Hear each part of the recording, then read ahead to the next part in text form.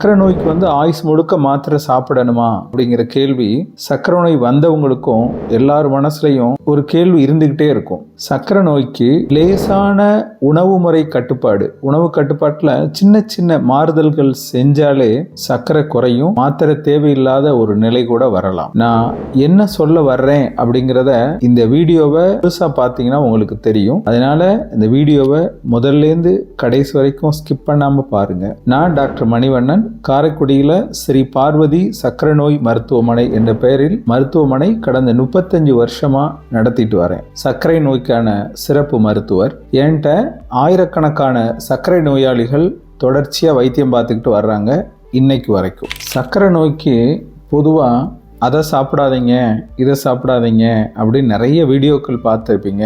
நிறைய பேர் உங்கள் நண்பர்கள் உறவினர்கள்லாம் சொல்லுவாங்க. நான் சர்க்கரை நோய்க்கு என்ன சாப்பிடலாம் அப்படிங்கிறத பற்றி நான் சொல்கிறேன். கோதுமையில் சப்பாத்தி, ரொட்டி இந்த மாதிரி சாப்பிட்டுக்கலாம். அப்போ நம்ம அரிசியே சாப்பிடலாமே அப்படின்ற கேள்வி உங்களுக்கு தோணும். சாப்பிடலாம் தான், ஆனால் அரிசி நம்ம சின்ன வயசுலேருந்து பழகின ஒரு உணவு, நமக்கு பிடிச்சமான உணவும் கூட. அதனால நம்ம அரிசி உணவை எடுத்துக்கிட்டோம் அப்படின்னா கழுத்து வரைக்கும், சில பேர் மூக்கு வரைக்கும் கூட சாப்பிடுவோம். அதனால தான் கோதுமை உணவை நோக்கி நம்ம போகிறோம். கோதுமைங்கிறது நமக்கு பழக்கமில்லாத ஒரு உணவு. அதே மாதிரி திணை, கம்பு இந்த மாதிரி சிறுதானியங்களும் நமக்கு பழக்கமில்லாத உணவு, கொஞ்சம் டேஸ்ட் பிடிக்காது. அதனால் கொஞ்சம் குறைவாக எடுத்துக்கிடுவோம். அந்த குறைவாக எடுத்துக்கிற தன்மையினால தான் கோதுமையும் சிறுதானிய உணவுகளும் சர்க்கரைக்கு பரிந்துரைக்கப்படுகிறது. அதாவது சர்க்கரைக்கு சாப்பிடுங்கன்னு சொல்கிறோம். மற்றபடி அரிசி சாப்பிட்டா சர்க்கரை கூடும், ஏன்னா அது அளவுக்கு அதிகமாக எடுக்கிறதுனால. பயிறு சாப்பிடலாம். இப்போ நம்ம கடையில் 10க்கு மேற்பட்ட பயிறு நமக்கு கிடைக்கும். பட்டாணி, கொண்டக்கடலை, பாசிப்பயிறு, தட்டைப்பயிறு, மொச்சப்பயிறு, இந்த மாதிரி நிறைய பயிர் வகைகள் கிடைக்கும். இல்லை ஒரு 10 வகையான பயிரை நீங்கள் வாங்கி வச்சுக்கலாம். நைட்டில் ஒரு 25 கிராம் ஊற போட்டுட்டு காலையில் அதை வேக வச்சு காலை உணவோட, அது நீங்கள் இட்லியாக இருக்கட்டும் அல்லது சப்பாத்தியாக இருக்கட்டும், அதோட நெய் வச்சு சாப்பிடலாம். இந்த பயிரில் முழுக்க முழுக்க புரதச்சத்து தான் இருக்கும். 1 மில்லிகிராம் அளவு கூட சர்க்கரை கூடாது. கொண்டு நார்ச்சத்து நிறைய இருக்கும். நம்ம உடம்புக்கு தேவையான சத்துக்கள் அதிகமாக இருக்கிறனால உணவாகவே பயிரை சாப்பிடலாம். அடுத்து கீரை எல்லா கீரையும் சாப்பிடலாம். கீரையிலையும் சர்க்கரையோட அளவு கூடாது. நல்லா கீரையை மசிச்சுட்டு மத்தியானத்துக்கு அந்த பயிறு வகைகளில் கொஞ்சம், கீரையில் கொஞ்சம், சாதம் கம்மியாக வச்சு சாப்பிடலாம். அப்புறம் உணவில் நல்ல பூண்டு ரசம் அதிகமாக வச்சு சாப்பிடலாம். இந்த பூண்டு ரசம் இன்சுலினோட செயல்பாட்டை அதிகரிக்கும், சர்க்கரையோட அளவும் குறையும். காய்கறியை பொறுத்தளவு எல்லா காய்கறியும் நீங்கள் சாப்பிடலாம். முக்கியமாக கிழங்கை விட்டுருங்க. கிழங்கை தவிர்த்து மிச்ச எல்லா காய்கறியும் சாப்பிடலாம். காய்கறி எப்படி இருக்கணும்னா, நமக்கு இப்போ மதியானம் சாதம் சாப்பிட்றோம்னா அதுக்கு ஈக்குவலான அளவு அல்லது அதை விட அதிகமான அளவு காய்கறிகளை எடுத்துக்கிறோம். இந்த மாதிரி காய்கறிகள் நம்ம நிறைய எடுத்துக்கிறப்ப அந்த காய்கறிகளில் பெரும்பாலும் மாவுச்சத்து, அதாவது கார்போஹைட்ரேட் இருக்காது. அதனால சர்க்கரையோட அளவு அதிகரிக்காது. அதுக்கடுத்து அசைவ உணவு சாப்பிட்றவங்க மீன் சாப்பிடலாம். மீனை பொரிச்சு சாப்பிடக்கூடாது, குழம்பு மீனா சாப்பிடலாம். வாரத்துக்கு 2 முறை கூட சாப்பிடலாம். இந்த மீன்ல ஒமேகா 3 ஃபேட்டி ஆசிட் அப்படிங்கிறது இருக்கு. இது சர்க்கரையை சுத்தமா கூட்டாது, 2வது கொழுப்பு சத்தும் அதிகரிக்காது, இதயத்துக்கும் நல்லது. நண்டு, கோழிக்கறி, மஞ்சக்கரு இல்லாத முட்டை இதெல்லாம் தாராளமா சாப்பிடலாம். இதை பெரும்பாலும் எண்ணெய் அதிகம் இல்லாம அல்லது எண்ணெய் இல்லாம சமைச்சு பழகுங்க. அதனால உங்களுக்கு தேவையான அளவுக்கு புரதச்சத்து நம்ம உடம்புக்கு கிடைக்கும், கொழுப்பு சத்தும் கூடாது. கிழங்கை பொறுத்தளவு கேரட்டும் பீட்ரூட்டும் தாராளமாக சாப்பிடலாம்.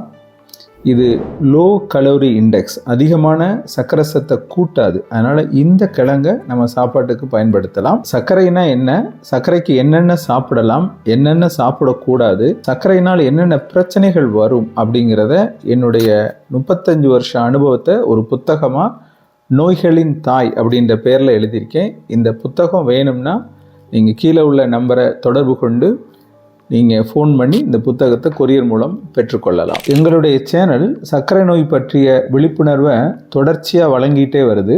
உங்களுடைய சர்க்கரை நோய் பற்றிய எல்லா சந்தேகங்களும் எங்கள் சேனலை நீங்கள் தொடர்ச்சியாக பார்க்கறதன் மூலமாக நிவர்த்தியாகும். அதனால் எங்கள் சேனலை நீங்கள் சப்ஸ்கிரைப் பண்ணி பாருங்கள். இப்போ சர்க்கரைக்கு என்னென்ன சாப்பிடக்கூடாது அப்படின்றத பற்றி உங்கள்கிட்ட விரிவாக சொல்கிறேன். முதல்ல சொல்லிட்டேன், சர்க்கரைக்கு அரிசி சாதம் இதெல்லாம் வேண்டான்னு சொல்லி. முடிஞ்சளவு அரிசி சாதம் அரிசியால் செய்யப்பட்ட பொருளை கொஞ்சம் குறைச்சிக்கிறது நல்லது. அதுக்கடுத்து பூரி, புரோட்டா இதெல்லாம் வேண்டாம். இதெல்லாம் அதிகமாக கார்போஹைட்ரேட், அதாவது மாவுச்சத்து இருக்கும். இது சர்க்கரையும் உயர்த்தும், கொழுப்பு சத்தையும் அதிகரிக்கும். பழங்களை பொறுத்தளவு மாதுளை, ஆப்பிள் இந்த மாதிரி பழங்கள் சாப்பிடலாம். அதே நேரத்தில் மா, பலா, வாழை, பேரிச்சை இந்த மாதிரியெல்லாம் சாப்பிட்றப்ப சர்க்கரையோட அளவு உடனே கூடிரும். அதனால் இந்த மாதிரி பழங்கள் வேண்டாம். மட்டன் பிரியாணி, முட்டை பிரியாணி இதெல்லாம் டேஸ்ட்டுக்காக நிறைய சாப்பிட்ருவோம். ஒரு பக்கம் அரிசி அளவு அதிகமாகிறப்ப சர்க்கரையோட அளவு கூடும். இன்னொன்று அதிகமான ஆயில், எண்ணெய் பயன்படுத்துகிறப்ப உங்களுக்கு கொழுப்பு சத்தோட அளவும் கூடும். அப்புறம் பேக்கரியில் செய்யப்பட்ட பொருட்கள் எல்லாமே பெரும்பாலும் டால்டா, நெய் இதில் செய்வாங்க. அதனால் சர்க்கரையும் கூடும், கொழுப்பு சத்தும் கூடும். அதனால் இந்த மாதிரி பேக்கரி ஐட்டங்களை தவிர்த்துருங்க. கடலை மிட்டாய், மைசூர் பாகு இதெல்லாம் ஒரு பக்கம் சர்க்கரையும் கூட்டும், இன்னொரு பக்கம் அதிகமான கொழுப்பு சத்தையும் கூட்டும். அதனால் இந்த மாதிரி பொருட்கள் வேண்டாம். உருளைக்கிழங்கு, மரவள்ளிக்கிழங்கு, சக்கரவள்ளிக்கிழங்கு இதெல்லாம் அதிகமாக சர்க்கரையை கூட்டுறது. நமக்கு பொதுவாக எல்லா இடத்துலையும் அதிகமாக பயன்படுத்துறது உருளைக்கிழங்கு. இதெல்லாம் பயன்படுத்தினோம்னா சர்க்கரையோட அளவு கூட்டும். அதனால் இந்த மாதிரி கிழங்குகளை தவிர்த்துட்டு பூமிக்கு மேலே விளையிற காய்கறிகளை நிறைய சாப்பிடுங்க. சமையலில் எண்ணெயை பயன்படுத்துகிற அளவை குறைங்க.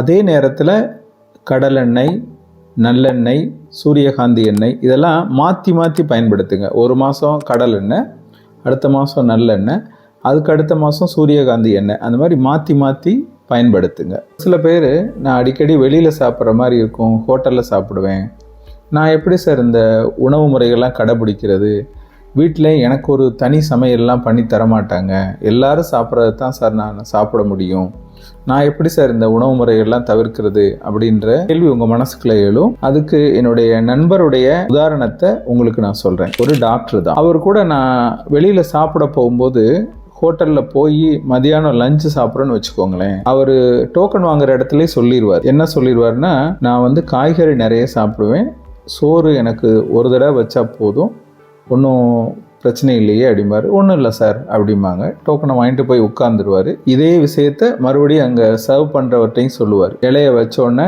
முதல்ல காய்கறியை வைக்க சொல்லுவார், காய்கறியை மட்டும் சாப்பிடுவார். முதல் ரவுண்டு காய்கறி முடிஞ்சிடும். அடுத்து மறுபடியும் காய்கறி வாங்கி 2வது ரவுண்டு சாப்பிடுவார். சாப்பிட்டு முடிச்சோடனே 3வது ரவுண்டுக்கு கொஞ்சம் சாதமும் மறுபடியும் காய்கறியை வைக்க சொல்லி சாப்பிடுவார். இதில் என்னென்னா, முதல் 2 ரவுண்டு சாப்பிட்றப்பவே அவருடைய வயிறில் பாதி நிறைஞ்சிரும். 3வது ரவுண்டு காய்கறியோட கொஞ்சம் சாதம் சாப்பிடுவார். இந்த மாதிரி சாப்பிட்றப்ப சாதம் குறைவாக இருக்கனால அது கொஞ்சோண்டு மாவுச்சத்து, அதாவது கார்போஹைட்ரேட் தான் போகும். காய்கறி நிறைய சாப்பிட்றதுனால புரதச்சத்து அதிகமாக வயிற்றுக்குள்ளே போகும். அதனால அவருடைய சர்க்கரையோட அளவு கூடாமல் வச்சுக்கிருப்பார். இதில் என்னென்னா, அவருடைய சர்க்கரையோட அளவு எப்போவுமே கண்ட்ரோலாக இருக்கும். இது வரைக்கும் அவர் மாத்திரையும் கொஞ்சம் கொஞ்சமாக விட்ரா பண்ணி மாத்திரை இல்லாமல் தான் வாழ்ந்துக்கிட்டு வர்றாரு. சரி, நானும் இந்த மாதிரி சாப்பிட்டு மாத்திரை இல்லாமல் வாழலாமா அப்படின்னு யோசிப்பீங்க. திருப்பியும் சொல்கிறேன், நீங்கள் இந்த மாதிரி உணவு முறைகளை கடைபிடிச்சு அதிகமாக புரதச்சத்து உள்ள உணவுப் பொருளாக நீங்கள் சாப்பிட்டுட்டு மாவுச்சத்து உள்ள உணவுப் பொருளை குறைச்சிக்கிட்டே சாப்பிட்டு வந்தாலும் தொடர்ச்சியாக இரத்த பரிசோதனை பண்ணிக்கிட்டே வரணும். அப்படி பண்ணிக்கிட்டே வர்றப்ப தொடர் இரத்த பரிசோதனையில் சர்க்கரையோட அளவு கண்ட்ரோலாக வந்துக்கிட்டே இருக்குது அப்படின்னா மாத்திரையோட அளவு கொஞ்சம் கொஞ்சமாக குறைச்சி கடைசியில் மாத்திரையை நிறுத்தலாமாங்கிற நிலைமைக்கு கூட வரலாம். இதை உங்களுடைய சர்க்கரை மருத்துவர் தான் முடிவு செய்ய இயலும். ஒரு தடவை சுகரை பார்த்துட்டு எனக்கு நார்மலாக இருக்குது, உடனே மாத்திரையை நிப்பாட்டிடலாமா அப்படின்னு நினச்சிடக்கூடாது. ஒரு தடவை வச்சுக்கிட்டு நம்ம முடிவு எடுக்க முடியாது. தொடர் இரத்த பரிசோதனை செய்யணும். இப்போ நான் சொன்ன மருத்துவரை சொல்கிறேனே, அவர் மாத்திரை இல்லை, சாப்பாடு கண்ட்ரோலும் பண்ணுறாரு, டெய்லி உடற்பயிற்சியும் பண்ணுறாரு. ஆனால் தொடர்ச்சியாக அவர் பரிசோதனை பண்ணிக்கிட்டே இருக்கிறாரு. ஒவ்வொரு மாதமும் 2 தடவை சுகர் பார்த்துக்குருவார். 3 மாதத்துக்குள்ள ஆவரேஜையும் 3 மாதத்துக்கு ஒருக்க பார்த்துருவார். இது எதுலேயுமே சர்க்கரையோட அளவு அதிகரிக்கலை அவருக்கு. அதனால தான் அவர் மாத்திரையை நிப்பாட்டினார். நீங்களும் அதை முயற்சி பண்ணி பாருங்கள். ஒரு சில பேர் மாத்திரையும் சாப்பிட மாட்டாங்க, உணவு கட்டுப்பாடும் பண்ண மாட்டாங்க. என்கிட்ட வர்றப்ப சர்க்கரையோட அளவு ஒரு 300 இருக்குது, 350 இருக்குது அப்படின்னு சொல்கிறப்ப எனக்கு மாத்திரையெல்லாம் வேணாம் சார், நானே செல்ஃப் கண்ட்ரோல் பண்ணிக்கிறேன், டயட் கண்ட்ரோல் பண்ணுறேன் அப்படிம்பாங்க. சரி, டயட்டை பற்றி தெரிஞ்சுக்கிட்டு போங்க, அதெல்லாம் வேணாம் சார், நான் பார்த்துக்கிறேன் சார் அப்படின்ட்டு போயிடுவாங்க. அந்த மாதிரி ஒருத்தர் உணவு கட்டுப்பாடும் பண்ணாமல், மாத்திரையும் சாப்பிடாம, சர்க்கரையோட அளவு அதிகமாகி தன்னுடைய காலை எப்படி இழந்தார், அதை நாங்கள் எப்படி காப்பாற்றினோம் அப்படிங்கிறத பற்றி ஒரு வீடியோ ஃபஸ்ட் கமெண்ட்டில் கொடுத்துருக்குறோம். நீங்கள் போய் அந்த மிஸ் பண்ணாமல் அந்த வீடியோவை பாருங்கள். நிச்சயம் சர்க்கரை நோய் பற்றிய புரிதலை உங்களுக்கு அந்த வீடியோவும் ஏற்படுத்தும்.